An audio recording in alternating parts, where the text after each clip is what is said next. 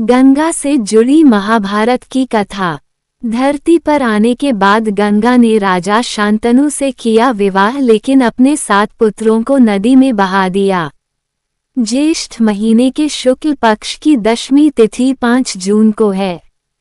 इसी तिथि पर गंगा दशहरा मनाते हैं। मान्यता है कि इसी दिन मां गंगा स्वर्ग से उतरकर पृथ्वी पर आई थीं। गंगा की महिमा और पृथ्वी पर आगमन से जुड़ी एक रोचक कथा महाभारत में है। ये कथा राजा शांतनु और देवी गंगा के विवाह और उनके रहस्यमय व्यवहार के बारे में बताती है। आइए जानते हैं ये कथा।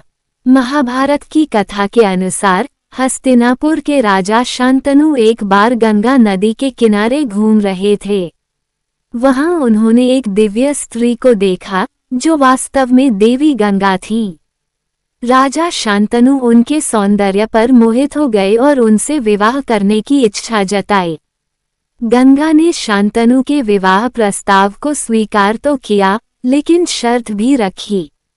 उन्होंने कहा कि उन्हें अपने अनुसार कार्य करने की पूरी स्वतंत्रता होनी चाहिए और शांतनु कभी उनके किसी कार्य पर कोई प्रश्न नहीं उठाएंगे या उन्हें रोकेंगे नहीं।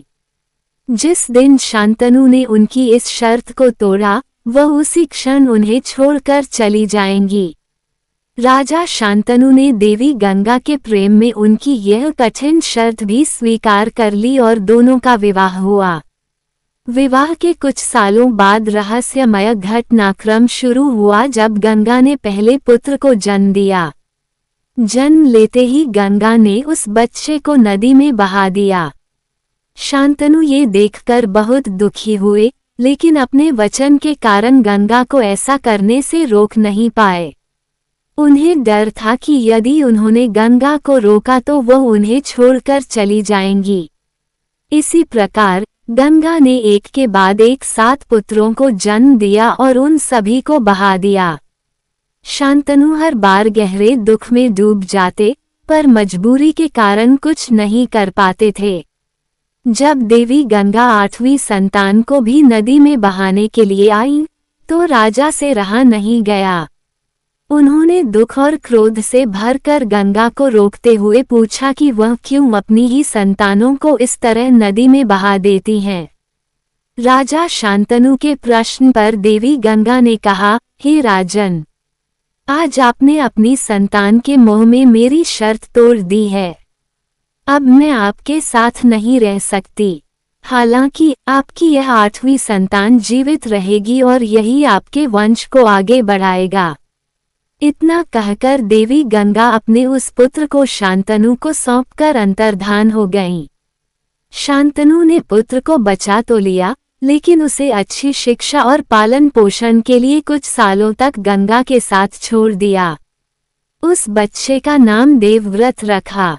जब देवव्रत पराक्रमी योद्धा और धर्म का ज्ञाता बनकर लौटा, तो गंगा उसे राजा शांतनु के पास वापस ले आई।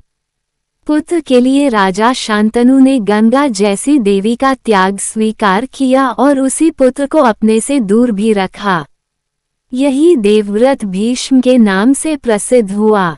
भीष्म ने ही अपने पिता शांतनु का विवाह सत्यवती से करवाने के लिए पूरी जिंदगी अविवाहित रहने की प्रतिज्ञा की थी और अपने पिता के वंश की रक्षा के लिए पूरा जीवन समर्पित कर दिया।